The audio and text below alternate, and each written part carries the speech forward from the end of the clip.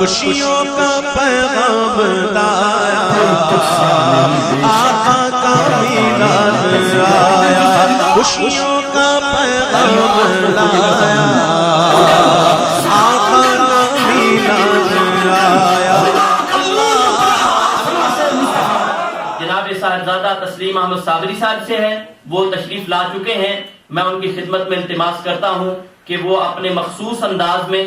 رسول اللہ صلی اللہ علیہ وآلہ وصحبہ وبارک وسلم کی نعت مبارکہ جو ہے وہ ہمیں سنائیں گے۔ آپ حضرات ایک محبت بڑا نعرہ لگا دیجئے، نعرہ تکبیر، نعرہ رسالت، نعرہ رسالت، محفل میلاد مصطفیٰ، محفل مصطفیٰ، غلامان مصطفیٰ، علماء اہل سنت۔ بسم اللہ الرحمن الرحیم، الحمدللہ رب العالمین، والصلاة والسلام علی سید الانبیاء والمرسلین، یا صاحب الجمال و یا سید البشر، من وجہک المنیر لقد نور القمر، لا يمکن الثناء کما کان حقہ، بعد از خدا بزرگ توئی قصہ مختصر۔ مختصر سی میری کہانی ہے، مختصر سی میری کہانی ہے،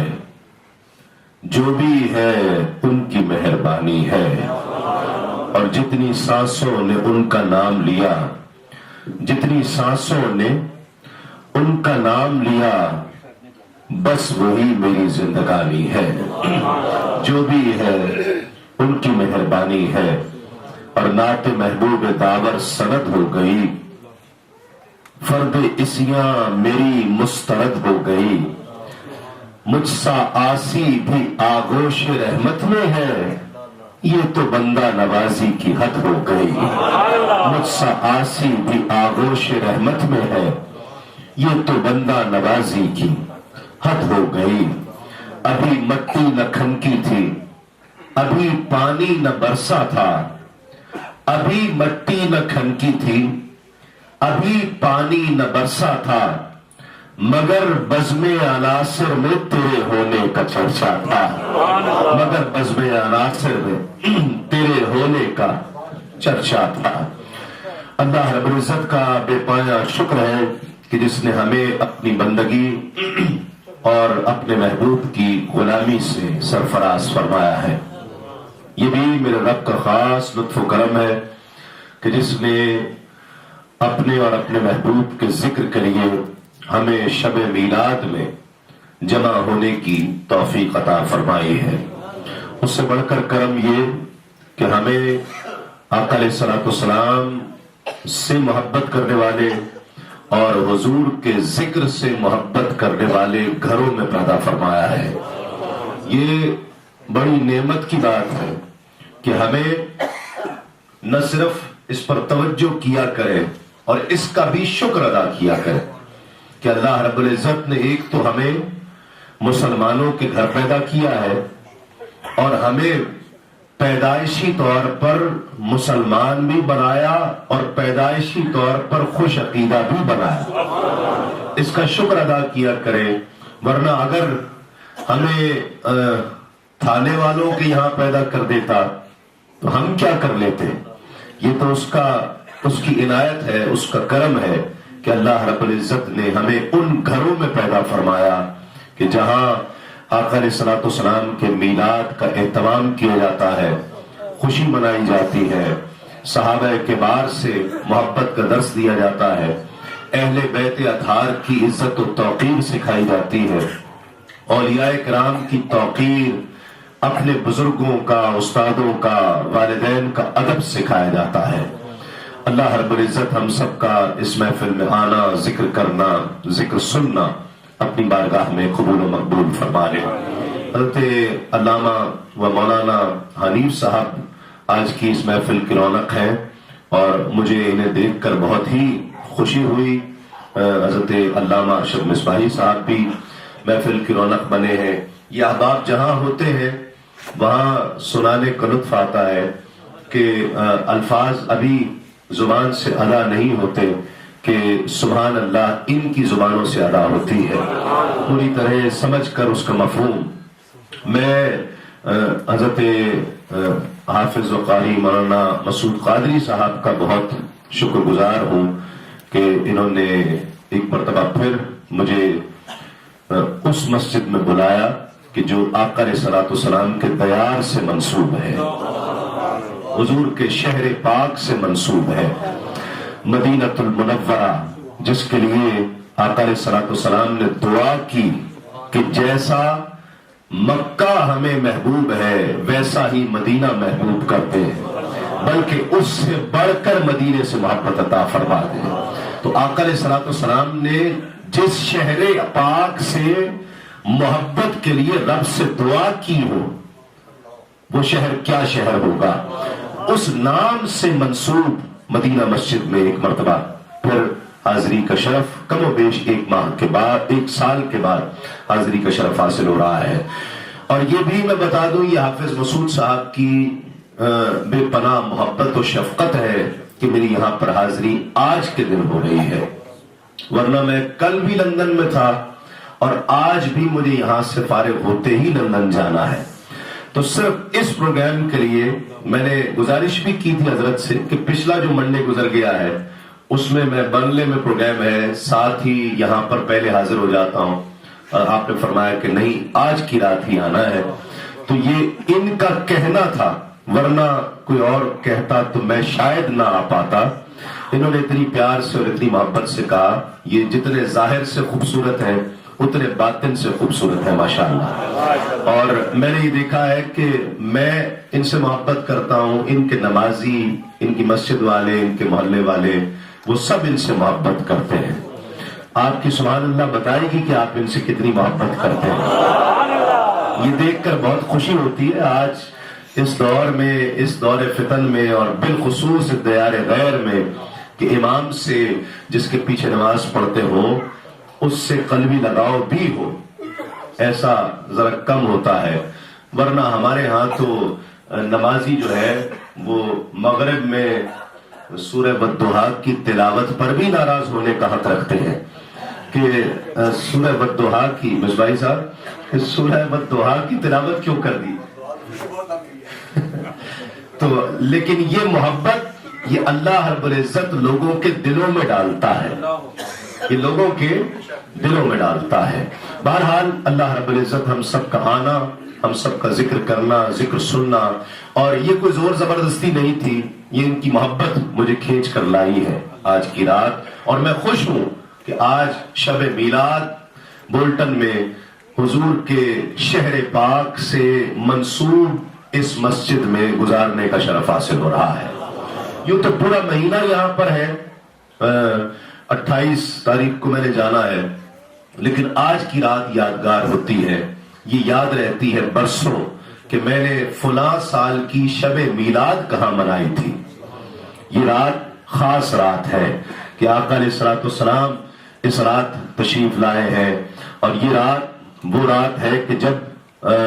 یوں سمجھ لیجئے کہ اس رات کا صدقہ ہے سارے دن، سارے اجالے اس رات کی سیاہی کا صدقہ ہے کہ آج کی رات نہ ہوتی تو یہ کائنات نہ ہوتی۔ مجھے بنیادی طور پر 4 اشعار پیش کرنے ہیں، اور اس سے متصل کرتے ہوئے آدھا گھنٹہ جو مجھے دیا گیا ہے وقت، اس میں انشاءاللہ یہی 4 اشعار پڑھنے ہیں،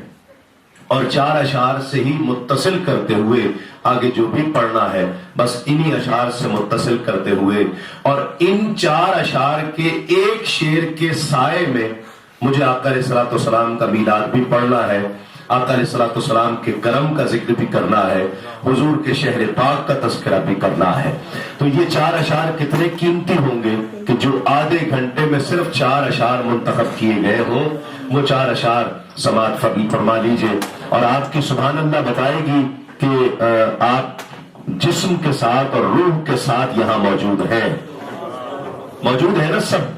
جسم بھی یہی ہے، روحیں بھی یہی ہے نا،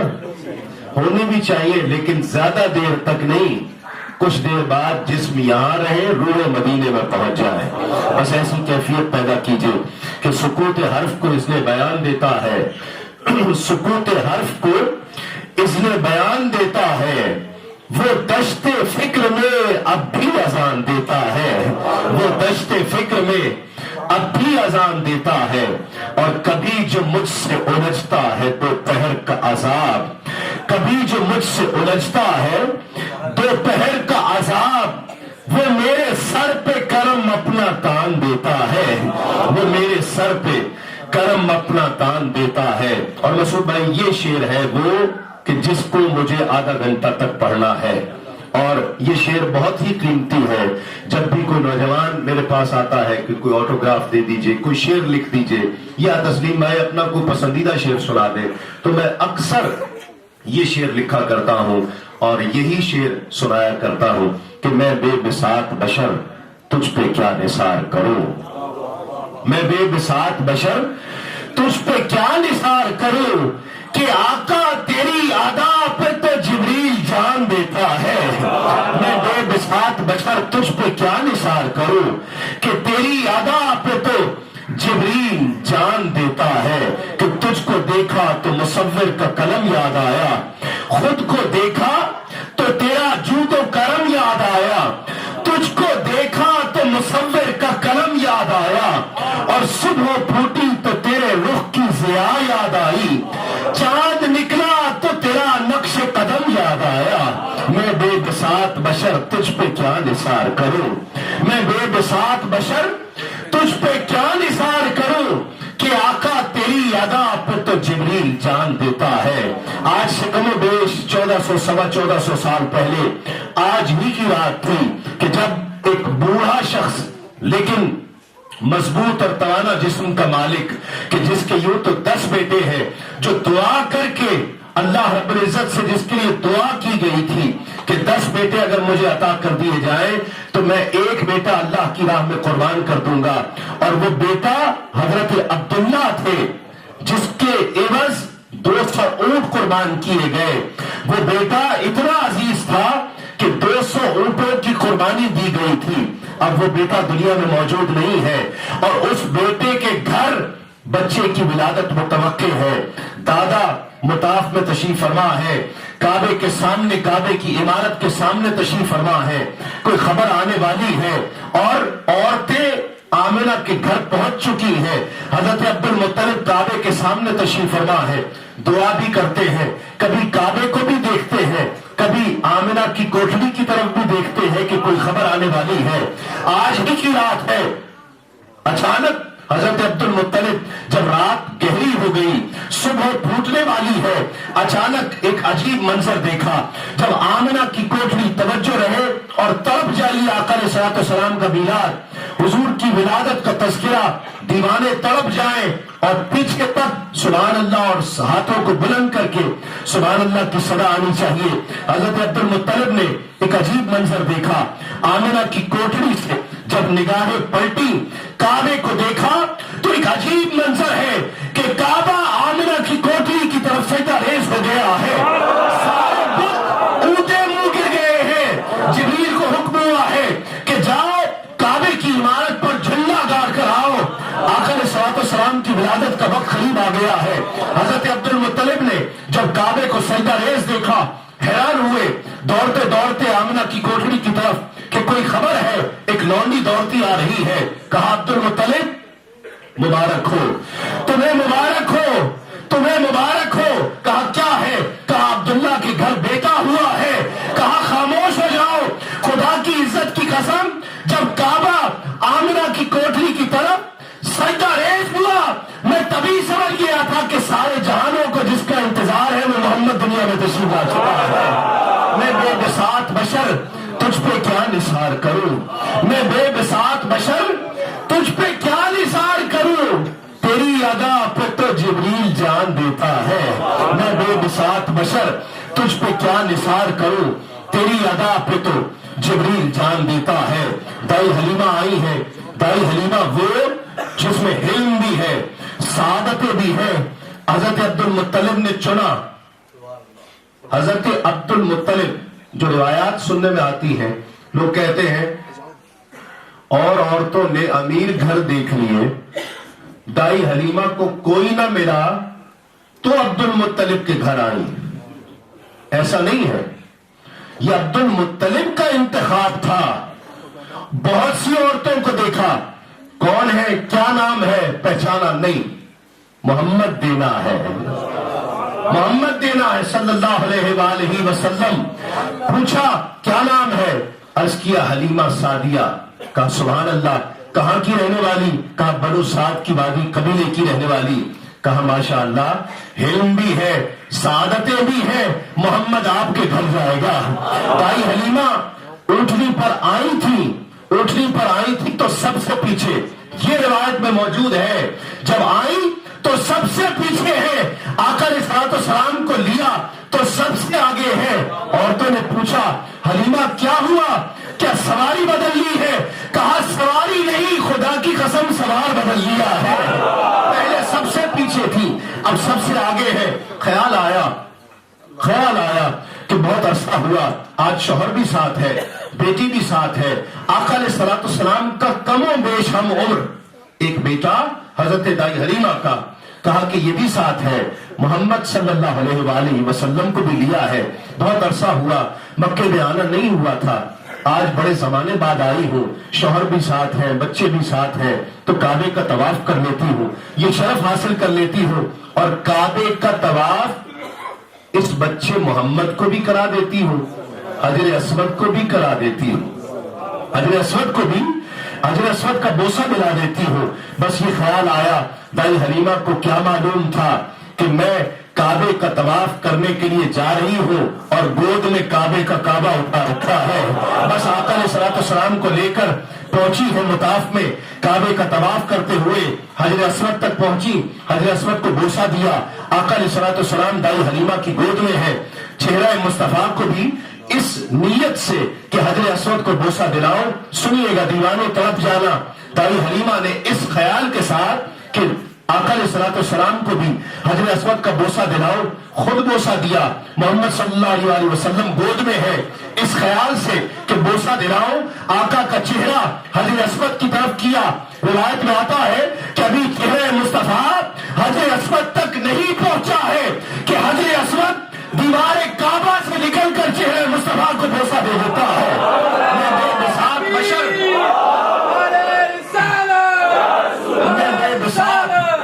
میں بے بساط بشر تجھ پہ کیا نثار کروں،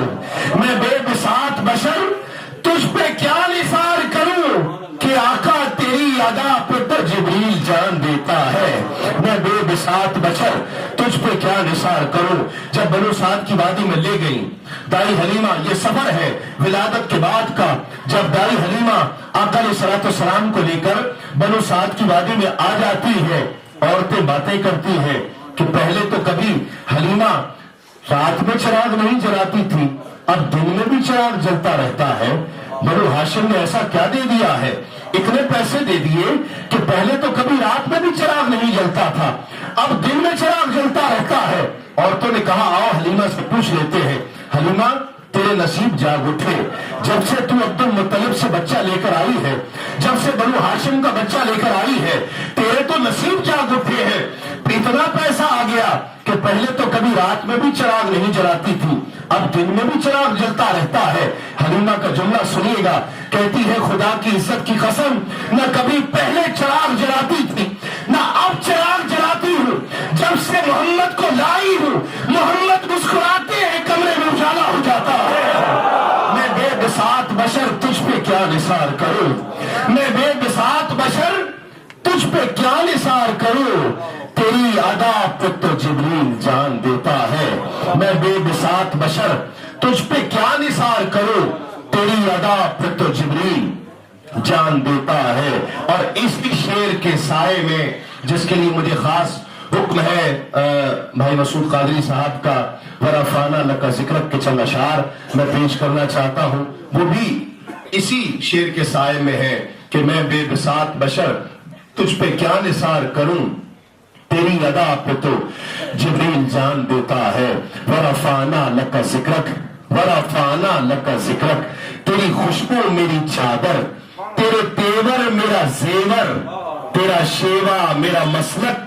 ورفعنا لک ذکرک، ورفعنا لک ذکرک۔ تراکیب کچھ تھوڑی سی مشکل ہے لیکن سب کے لیے نہیں ہے، اور آپ تک پہنچے گی، توجہ کریں گے تو یقیناً ان تراکیب کو اپنے اندر اترتا ہوا محسوس کریں گے، اور اپنی نسبتیں آج کی رات، آج کی شب میلاد میں آقا علیہ الصلوۃ والسلام کی بارگاہ میں پیش کر لیجئے کہ تیری خوشبو میری چادر، تیرے تیور میرا زیور، تیرا شیوا میرا مسلک، ورفعنا لک ذکرک، ورفعنا لک ذکرک۔ آقا میں ادھورا تو مکمل،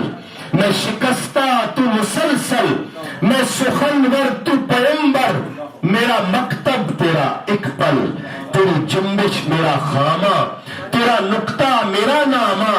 کیا تو نے مجھے زیرک، ورفعنا لک ذکرک، ورفعنا لک ذکرک۔ اور یہ حقیقت ہے کہ آقا تیری مدحت میری بولی، تو خزانہ میں ہوں جھولی، تیری مدحت میری بولی، تو خزانہ میں ہوں جھولی، تیرا سایہ میری کایا، تیرا جھونکا میری ڈولی، تیرا رستہ میرا ہادی، تیری یادیں میری وادی، تیرے ذرے میرے دیپک، ورفعنا لک ذکرک، ورفعنا لک ذکرک۔ اور آقا میری منزل تیری آہٹ،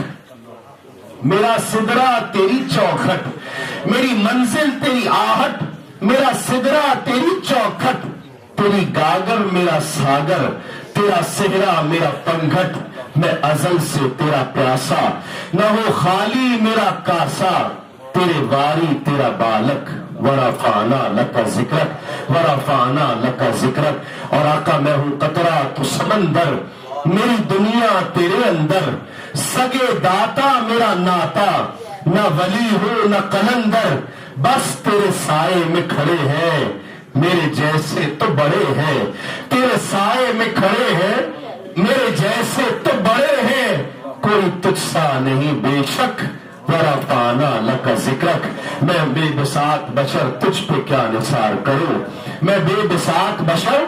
تجھ پہ کیا نثار کروں، تیری ادا پہ تو جبریل جان دیتا ہے۔ جو چند منٹس میرے پاس ہیں اس میں اسی شعر کے سائے میں مجھے 3-4 اشعار خواجہ رضی حیدر صاحب کے پیش کرنے ہیں، اور حضور یہ محدث سورتی علیہ رحمہ کے پوتے ہیں جن کے یہ اشعار ہیں، خواجہ رضی حیدر صاحب، اور پاکستان میں ان کا بڑا علمی مقام ہے اور مقام اور مرتبے، اور بالخصوص قائد اعظم کے حوالے سے پاکستان میں جو شخص انتہائی اوتھینٹسٹی رکھتا ہے وہ یہ شخص ہے خواجہ رضی حیدر۔ مطلب اگر انہوں نے کچھ کہہ دیا ہے قائد اعظم کے حوالے سے تو سمجھ لیں کہ ایسا ہی ہوگا، اتنا اوتھینٹک آدمی ہے یہ خواجہ رضی حیدر، لیکن کمال محبت والا شخص ہے۔ ان کے یہ اشعار سماعت کیجئے کہ دیکھتے کیا ہو تعلق کے قرینے کی طرف، دیکھتے کیا ہو تعلق کے قرینے کی طرف، آنکھ ہے دل کی طرف، دل ہے مدینے کی طرف، آنکھ ہے دل کی طرف، دل ہے مدینے کی طرف، اور باب تقویم میں اول ہے ربیع الاول، باب تقویم میں اول ہے ربیع الاول، وقت کا سارا سفر ایک مہینے کی طرف، وقت کا سارا سفر ایک مہینے کی طرف۔ اور ایک خوبصورت عقیدہ پیش کیا ہے، اور وہ عقیدہ یہ ہے کہ کئی لوگ یہ سوچتے ہیں جن کے پاس ذرا پیسہ زیادہ آ جائے نا تو وہ یہ لوگ سوچتے ہیں کہ بھائی پوری دنیا میں جاتے ہیں تو مدینے جانا کون سا مشکل ہے، پاسپورٹ جمع کرایا، ویزا آ گیا، ٹکٹ خریدا، جہاز پہ بیٹھے مدینے پہنچ گئے، اس میں کون سی پریشانی والی بات ہے، اس میں بلاوے کی کیا بات ہے، اس میں بلاوے کی کیا بات ہے، جس طرح پوری دنیا میں جاتے ہیں اس طرح مدینے پاک چلے گئے، اس میں تو ایسا کچھ نہیں ہے۔ ایک تو ایسا خیال رکھنے والے لوگ ہیں، ان سے تو کوئی بھی یہاں پر اتفاق نہیں کرتا ہوگا، میرا یہ یقین ہے، لیکن شاعر اس سے بالکل برعکس خیال رکھتا ہے، اور میں اس سے متفق ہوں۔ آپ میں سے جو متفق ہو وہ پھر بلند آواز سے سبحان اللہ کہتے ہوئے اپنے اتفاق کا اظہار کیجیے گا کہ کوئی امکان نہ آثار نہ اسباب سفر، کوئی امکان نہ آثار نہ اسباب سفر، بس ایک امید بناتی ہے مدینے کی طرف، ایک امید بناتی ہے مدینے کی طرف اور یا محمد کے سوا کچھ نہیں کرنا پایا. یا محمد لکھا اور ہوتا ہے، کرنا ہونا اور ہے. یا محمد کے سوا کچھ نہیں کرنا پایا، جب بھی دیکھا ہے رضی دل کے نگینے کی طرف. میں بے بساط بشر تجھ پہ کیا نثار کروں، میں بے بساط بشر تجھ پہ کیا نثار کروں، تیری ادا پر تو جبریل جان دیتا ہے. اور اس کلام کا مقطع جس کا میں نے آغاز کیا تھا کہ میرا سخی میرے ہر شعر کے عوض محسن، میرا سخی میرے ہر شعر کے عوض محسن، مجھے بہشت بری میں مکان دیتا ہے. سکوت حرف کو اس نے بیان دیتا ہے، وہ دشت فکر میں اب بھی اذان دیتا ہے، وہ دشت فکر میں اب بھی اذان دیتا ہے. بہت مبارکباد پیش کرتے ہوئے آپ تمام حاضرین محفل کو آپ سب آقا علیہ الصلوۃ والسلام کی ولادت کی خوشی منانے کے لیے آئے ہیں. اللہ رب العزت کسی کو یہاں سے خالی ہاتھ نہ لوٹائے، سب اپنے دامنوں کو بھر کر جائیں. جو جائز خواہشات لے کر آئے ہیں وہ جائز خواہشات پوری ہو جائیں. اور کوئی بیمار آیا ہے تو میں دعا کرتا ہوں کہ مولا وہ بیمار واپس نہ جائے، صحت مند ہو کر جائے، بیمار واپس گھر نہ لوٹے. کوئی بیمار گھر پر چھوڑ کر آیا ہے تو اللہ رب العزت اس گھر کے بیمار کو بھی صحت عطا فرمائے. بس آقا علیہ الصلوۃ والسلام کے علم میں ہے یقیناً کہ ہم کیا چاہتے ہیں، کیا مانگتے ہیں، اور پھر سب کچھ مانگ کر کریں گے بھی کیا. وہ ایک شعر ہے، بس اسی پر اختتام کر دیتا ہوں، میرا وقت بھی پورا ہو جائے گا تقریباً، کہ ایک شعر بس آخر میں پیش کر کے اجازت چاہ رہا ہوں. یہ شعر مجھے کچھ عرصہ پہلے ایک دوست نے سنایا، اور کچھ فاصلے پر تھا میں گھر سے، اور اکیلا رات 3-3:30 بجے کا وقت تھا، میں واپس گھر آ رہا تھا تو یہی شعر سوچتا رہا مسعود بھائی، یہی شعر میرے ذہن میں رہا. گھر آیا تو گھر آ کر بھی یہی شعر، اور میں بار بار پڑھ رہا تھا. ایسا بہت کم ہوتا ہے کہ کسی شعر کو آپ بار بار پڑھتے ہو اور اس کا لطف لیتے ہو. تو یہ شعر ایسا ہی تھا، اور میں حضور کی بارگاہ میں شعر کو نظر کرتا رہا. آپ کی جانب سے بھی یہ حضور کی بارگاہ میں نظر کرتا ہوں. پر اسی شعر پر آپ سے اجازت چاہوں گا. جسے پسند آئے وہ سبحان اللہ ضرور کہے کہ یا رسول اللہ، دو عالم آپ سے مانگوں گا تو رکھوں گا کہاں، دو عالم آپ سے مانگوں گا، دو عالم آپ سے مانگوں گا تو رکھوں گا کہاں. آپ خالی ہاتھ رکھ دے میرے خالی ہاتھ میں، دو عالم آپ سے مانگوں گا تو رکھوں گا کہاں.